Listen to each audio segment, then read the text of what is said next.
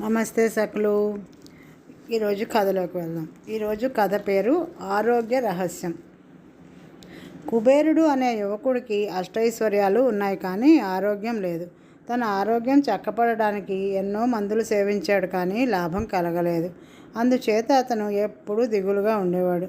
కుబేరుడి మిత్రుడు చరకుడు అనేవాడు ఏదో పని మీద వచ్చి కుబేరుడి ఇంట బస చేశాడు.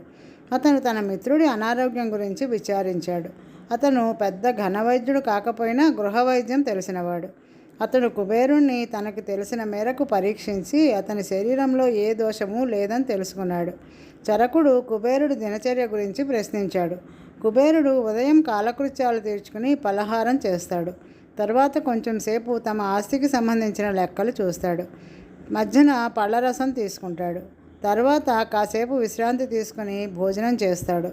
భోజనం చేసి నిద్రపోతాడు. నిద్ర అయ్యాక తమ వ్యవహారాలు చూసే ఉద్యోగుల మీద అజమాయిషీ చేసి తన తండ్రితో సొంత వ్యవహారాలను గురించి చర్చిస్తాడు. రాత్రి భోజనం అయ్యాక పడుకునే ముందు మళ్ళీ పళ్ళరసం తాగుతాడు. కుబేరుడు ఈ వివరాలన్నీ చెప్పి చరకుడితో, నన్నేదో భయంకరమైన వ్యాధి పట్టుకున్నది. అది మందులకు లొంగేది కాదు. పళ్ళరసం నోటికి బాగుండదు, భోజనం హితవుగా ఉండదు. నా జీవితం ఇలా గడిచిపోవలసిందేగా అని నిరుత్సాహంగా ఉంటుంది అన్నాడు. చరకుడు నవ్వి, నిరుత్సాహపడకు. నీకు ఔషధాలతో పాటు గాలి మార్పు కూడా అవసరం.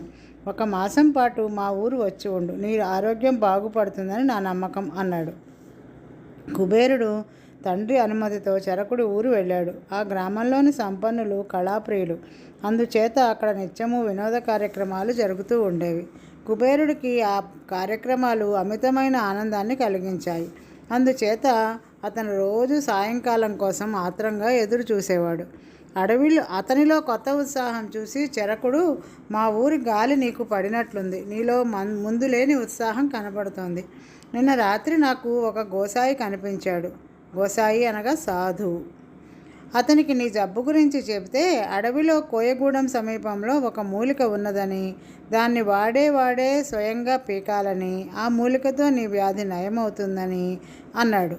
నీకు అభ్యంతరం లేకపోతే ఇప్పుడే బయలుదేరి వెళ్ళి వద్దాం అన్నాడు. సాయంత్రానికల్లా తిరిగి రాగలమా అని కుబేరుడు అడిగాడు. ఎందుకు రాలేము, ప్రయాణం కొద్ది గంటలే పడుతుంది అన్నాడు చరకుడు. మిత్రులిద్దరూ అడవిలో కాలిబాట వెంట నడుస్తూ వెళ్ళారు. చరకుడు చకచకా నడిచేస్తున్నాడు, కానీ కుబేరుడు నడవలేక మధ్య మధ్యలో ఆగిపోతున్నాడు. నా వయసు వాడివే కదా, నాతో పాటు నడవలేకపోవడం ఏమిటి అన్నాడు చరకుడు. నా ఆరోగ్యం సరిగా ఉంటే నేను నడుద్దును అన్నాడు కుబేరుడు. నీ ఆరోగ్యం గురించే కదా పోతున్నాము, త్వరగా పోకపోతే తిరిగి త్వరగా రాలేం అన్నాడు చరకుడు. ఆ మాట వినేసరికి కుబేరుడు పట్టుదలగా చరకుడు వెంట నడిచాడు. ఇద్దరూ చాలా దూరం నడిచి వెళ్ళాక చరకుడు ఒక మొక్కను చూపి, ఇదే మూలిక, నీ చేత్తోనే పెకిలించు అన్నాడు. కుబేరుడు ఆ మొక్కను 2 చేతులా పట్టి లాగితే వేరుతో సహా వచ్చింది. దాన్ని సమీపంలో ఉన్న కొలనులో శుభ్రంగా కడిగిన మీదట చరకుడు దాని వేరుని కుబేరుడి చేత తినిపించి, ఇక మనం వెనక్కి వెళ్ళవచ్చు అన్నాడు. తాము వచ్చిన దూరమంతా తలుచుకునేసరికి కుబేరుడి గుండెల్లో రాయి పడినట్లయింది. పైగా అతనికి ఆకలిగా ఉన్నది. మిత్రమా, నాకు ఆకలి మండిపోతున్నది. అడుగు తీసి అడుగు వేయలేను. తినడానికి ఏమైనా కావాలి అన్నాడు కుబేరుడు నీరసంగా. అప్పుడే ఔషధం పనిచేస్తున్నదన్నమాట. ఈ సంగతి తెలిస్తే వెంటనే తినడానికి ఏమైనా తెచ్చేవాడిని కదా. ఇప్పటికైనా మించిపోయింది ఏమీ లేదు. దగ్గరలోనే కోయగూడెం ఉన్నది. అక్కడ తినడానికి ఏదైనా దొరక్కపోదు అన్నాడు చరకుడు.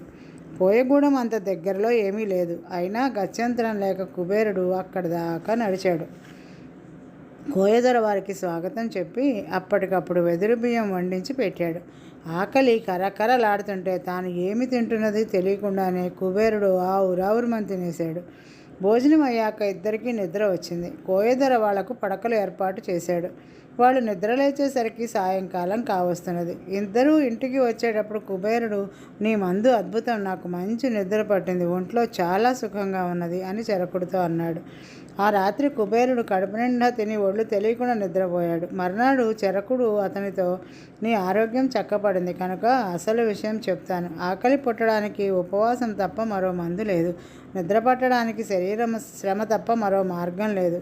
మనసు ఉల్లాసంగా ఉండాలంటే వినోద కార్యక్రమాలు అవసరం. ముందే ఈ మాట చెప్తే నువ్వు నమ్మవని మందు పేరు చెప్పి ఇలా తీసుకువచ్చాను. ఇక ముందు ఆకలి వేస్తేనే కానీ తినకు. శరీర వ్యాయామం కొంతైనా చెయ్యి అన్నాడు.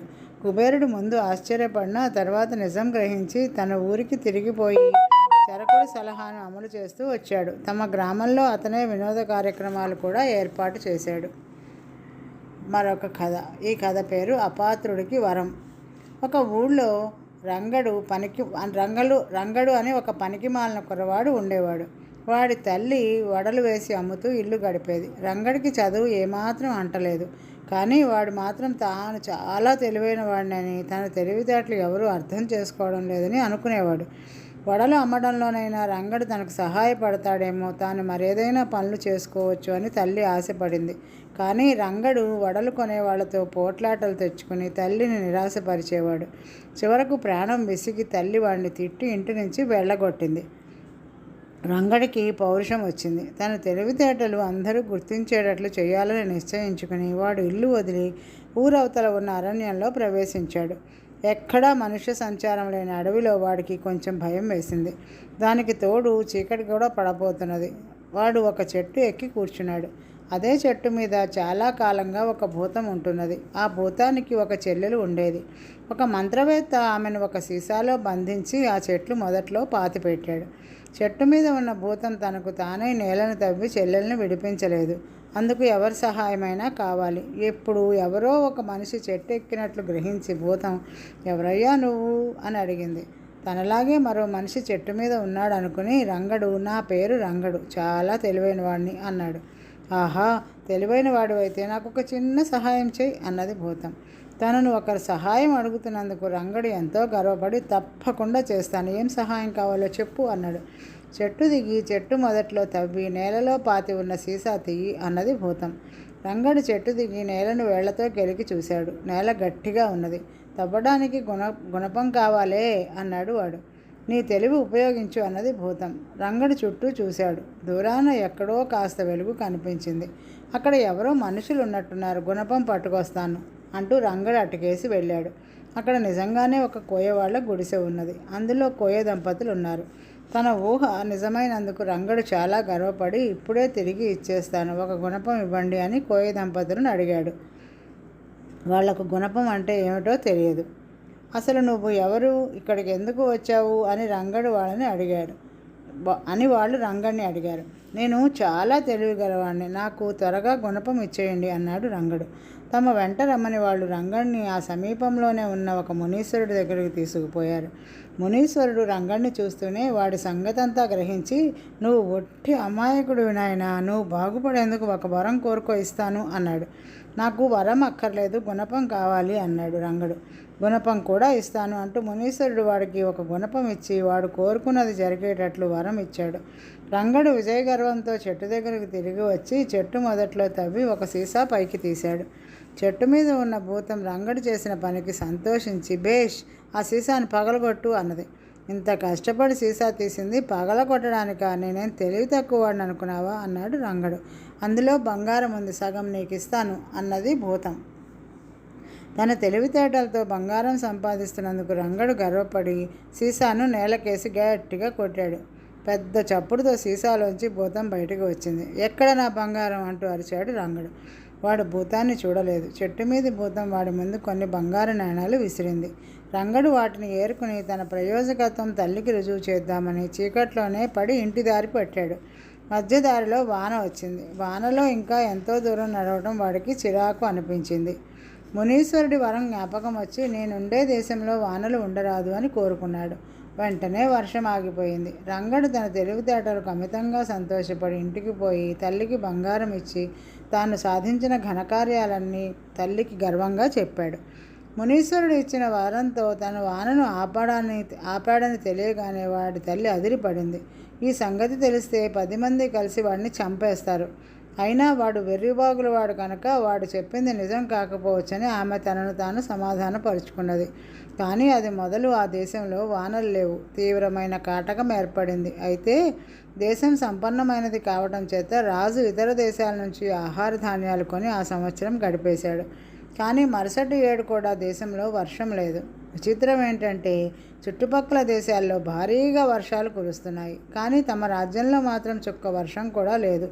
రంగడి తల్లికి ఇప్పుడు రంగడి వరం మీద నమ్మకం కుదిరింది. ఆమె తన కొడుకుతో అరణ్యంలో మునీశ్వరుడు ఉండే చోటకి పోయింది. అయితే ఆ మునీశ్వరుడు అక్కడ లేడు.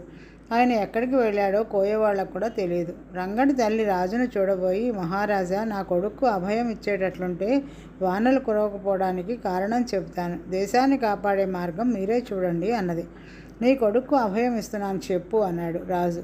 ఆమె జరిగిందంతా చెప్పి, ఎందుకు పనికిరాని నా కొడుకు దేశానికి కూడా పనికిరాకుండా పోయాడు అని కళ్ళనీళ్లు తుడుచుకున్నది. రాజుకు మతిపోయింది. ఆయన తన మంత్రితో ఆడిన మాట నిలబెట్టుకుని అపఖ్యాతి రాకుండా చూసుకోనా, లేక ఈ పనికిరాని కుర్రవాడిని చంపి ప్రజల ప్రాణాలు కాపాడనా అన్నాడు. మంత్రి ఒక్క క్షణం ఆలోచించి, రంగడు పనికిరానివాడు ఎలా అవుతాడు ప్రభు? వాడు ప్రాణాలతో ఉంటే మీరు చక్రవర్తి కావచ్చు అన్నాడు. అదెలా అన్నాడు రాజు.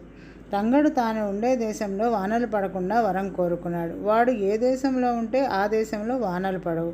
వీడిని 2 ఏళ్ల పాటు ఏ దేశంలో ఉంచితే ఆ దేశం ఆర్థికంగా దెబ్బతిని మనకు సులభంగా వశమవుతుంది అన్నాడు మంత్రి. మంత్రి ఆలోచన బ్రహ్మాండంగా పారింది.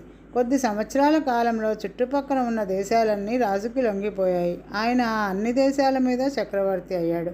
ఇక్కడ రంగణ్ణి ఏం చేయాలి అనే సమస్య వచ్చింది.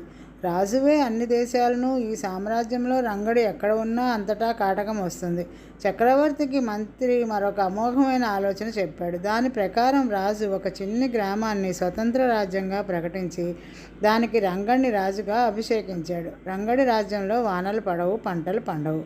కానీ చక్రవర్తి నుంచి రంగడి రాజ్యానికి ఎంత కావాలంటే అంత ధన సహాయం లభిస్తూ ఉంటుంది. సోమరిపోతులకు, విలాస జీవితాలు గడపదలిచిన వారికి అది ఒక అద్భుతమైన దేశం. ఒక ముని ఒక అపాత్రుడికి ఇచ్చిన వరం ఆ రాజ్యం రూపంలో వెలిసింది. ఈరోజుకి కథ సమాప్తం సకులు. తిరిగి రేపు కలుద్దాం. నమస్తే.